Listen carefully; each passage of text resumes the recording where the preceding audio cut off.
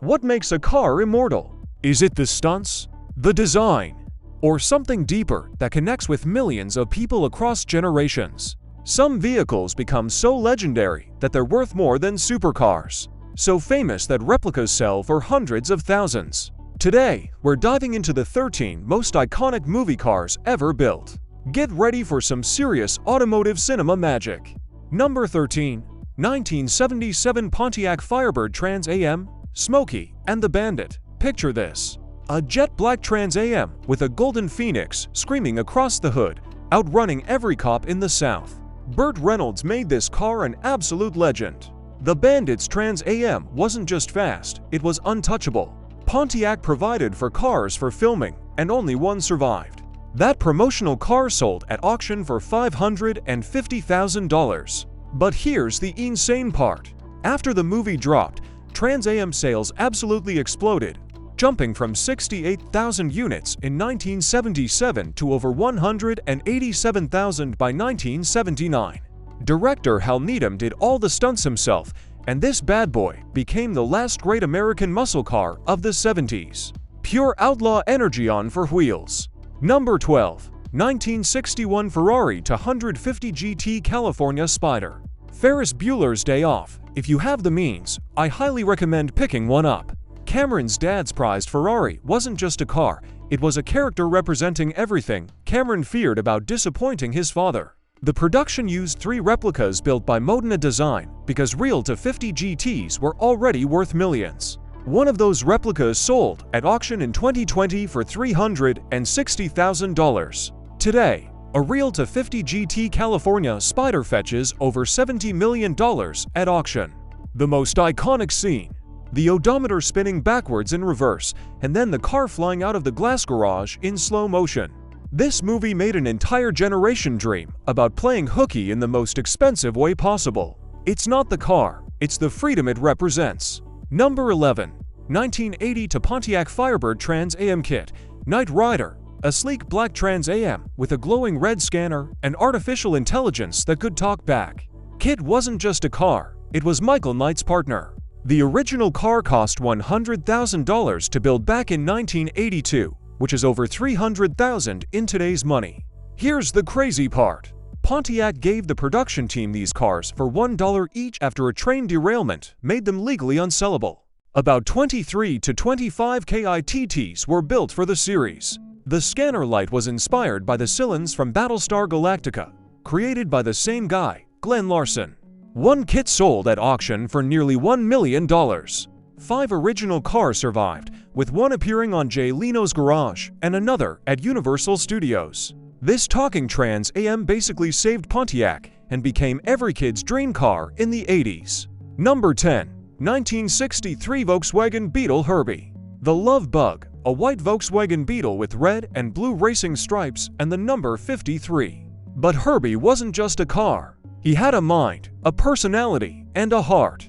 Disney used 21 Beetles for the original series and sequels. Only 3 survived. One badly damaged car was fully restored and now lives at the AACA Museum in Hershey, Pennsylvania. Herbie was revolutionary because it was the first time a car became an actual character with emotions and decision-making abilities. Kids who didn't care about cars suddenly fell in love with this little Beetle. The movie made the Volkswagen Bug cool in America and created a franchise that lasted decades. Herbie proved you didn't need horsepower to steal the show. You just needed personality and a big heart. Number 9. 1958 Plymouth Fury Christine. Christine. What if your car was possessed? What if it could repair itself, hunt you down, and kill anyone who tried to harm it? That's Christine. Stephen King's demonic 1958 Plymouth Fury in blood red. Over 20 cars were used during filming, a mix of Furies, Belvederes, and Savoys, all painted to look identical. Most were destroyed for those terrifying regeneration scenes. They used explosives and filmed in reverse to create the effect. Bill Gibson bought one of the original movie cars when he was just 19 years old. He restored it completely and still owns it today. The 1958 Fury wasn't particularly special before this movie. After Christine, it became one of the most sought-after classic cars, with prices jumping dramatically. This movie proved that sometimes the scariest monster has four wheels and a V8 engine. Number 8. 1970 Ford Dodge Monaco Bluesmobile. The Blues Brothers. It's 106 miles to Chicago. We got a full tank of gas, half a pack of cigarettes, it's dark, and we're wearing sunglasses. Hit it! The Bluesmobile was a decommissioned Mount Prospect police car, a beaten-up Dodge Monaco with a massive speaker on the roof. This movie holds the record for most cars destroyed in a single film at the time. 60 Dodge Monacos were absolutely obliterated during production. The mall chase alone destroyed countless vehicles and 60 meters of real storefronts. Here's the problem. Almost none of the original Bluesmobiles survived. Occasionally one pops up at a car show claiming to be screen used, but verification is nearly impossible. The real Bluesmobile has become a ghost, a legend that may be lost to film history. But what a way to go out! Crashing through shopping malls and jumping drawbridges with the police of 3 states chasing you. Jake and Elwood made a cop car cool. Number 7. 1959 Cadillac Miller Meteor Ecto-1 Ghostbusters. Who you gonna call? You need a car that can haul ghost traps, proton packs, and for scientists through New York City. The Ecto-1 started life as a 1959 Cadillac Miller Meteor Ambulance/hearse combo. In the movie, Ray Stantz bought it for $4,800. Only 400 of these Miller Meteors were ever produced, making it incredibly rare. The original Ecto-1 was restored by Sony and sits in front of their Ghost Corps building in Los Angeles. But here's the wild story. During Ghostbusters 2, the car actually died on the Brooklyn Bridge, causing a massive traffic jam. The NYPD fined the production heavily. Designer Stephen Dane created everything in just 2 weeks: the car, the proton packs, the traps, everything. His credit: hardware consultant with his name spelled wrong. Today replicas rent for $6,500 a day. That's one expensive ghost hunt. This car is instantly recognizable across for decades. Number 6. 1973 Ford Falcon XB GT The Interceptor. Mad Max, the last of the V8 Interceptors. A piece of history.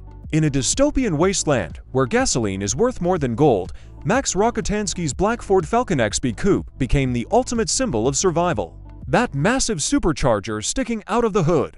Purely cosmetic in the original film, but absolutely iconic. The Pursuit Special defined post-apocalyptic vehicle design for generations. The original car was heavily modified and actually appeared in Mad Max Fury Road in 2015, over 30 years later. The Falcon XB wasn't a common car outside Australia, but Mad Max made it legendary worldwide. Replicas are built constantly by fans trying to capture that raw, brutal aesthetic. This wasn't a flashy sports car or a high-tech gadget mobile. This was pure survival, pure power, pure fury on wheels. The Road Warrior's weapon of choice and the car that launched a franchise. Number 5. 1969 Dodge Charger General Lee, the Dukes of Hazzard. Bright orange. Confederate flag on the roof. The number 01 on the doors. And a horn that played Dixie, the General Lee is probably the most recognized TV car in history, and definitely the most destroyed. Over 325 Dodge Chargers were absolutely demolished during the show's run. They used more than one car per episode. Mechanics would stuff 500 to 1,000 pounds of sandbags in the trunk just to keep the car from flipping nose first during those legendary jumps. Today, only 17 to 20 original General Lees still exist. The most famous one, Lee 1, sold to golfer Bubba Watson in 2012 for $110,000. Some replicas have sold for over $250,000. This car didn't just jump, it flew into legend. The General Lee made every kid want to slide across the hood and drive with the windows down.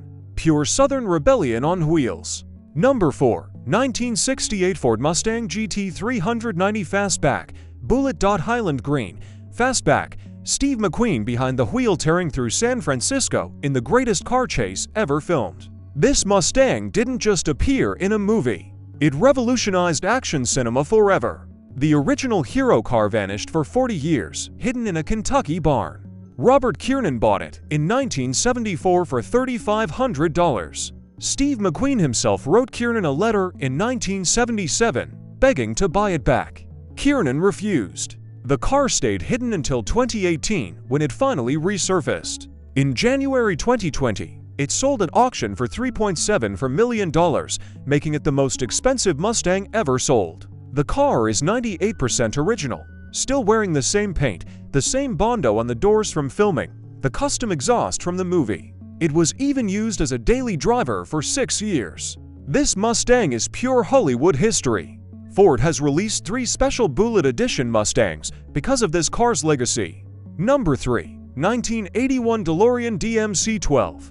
Back to the future. When this baby hits 88 miles per hour, you're gonna see some serious stuff. The DeLorean DMC-12, with its stainless steel body and gull-wing doors, became the most famous time machine ever created. 6 DeLoreans plus 1 fiberglass replica were used across the trilogy.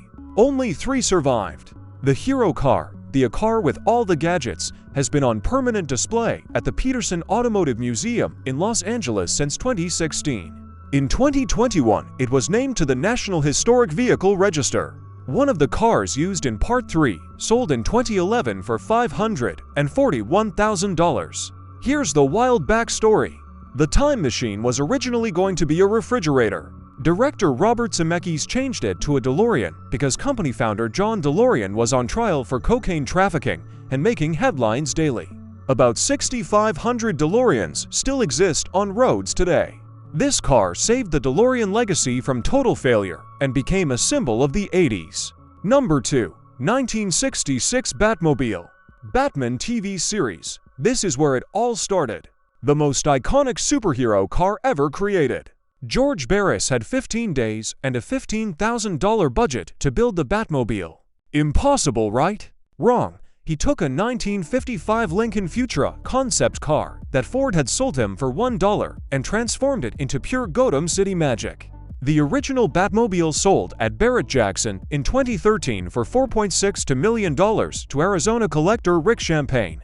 Barris built 3 fiberglass replicas on Ford Galaxy chassis for promotional tour. One of those replicas just sold in January 2025 for $495,000. The car was originally going to be black, but they painted it white with red stripes so it would show up better in night scenes. The engine kept overheating and the battery kept dying, so they replaced it with a Ford Galaxy engine mid-season. This car defined superhero vehicles forever. Every Batmobile since has tried to live up to this legend. Number 1. 1964 Aston Martin DB5. Goldfinger. Shaken, not stirred. And equipped with machine guns, an ejector seat, rotating license plates, tire slashers, and a bulletproof shield. The Aston Martin DB5 became James Bond's signature ride in Goldfinger and appeared in 8 Bond films. 4 special DB5 South were built with working gadgets. One sold at auction in 2019 for $6.4 million, making it one of the most expensive cars ever sold at auction. Sean Connery's personal DB5, without the gadgets, sold in 2022 for $2.4 million. Here's the mystery. The very first gadget car, chassis DP-16/1, was stolen in 1997 from Florida and has never been found. The DB5 made Aston Martin synonymous with sophistication and danger. After Goldfinger premiered, DB5 sales skyrocketed. Aston Martin even created 25 new Goldfinger continuation cars in 2020 with functioning gadgets, selling for over $3 million each. This is the car that defined cool. This is the car that made every man want to be James Bond. This is number 1. Which car on the list surprised you the most? Comment below, and don't forget to subscribe for more videos about cars that have made history in cinema.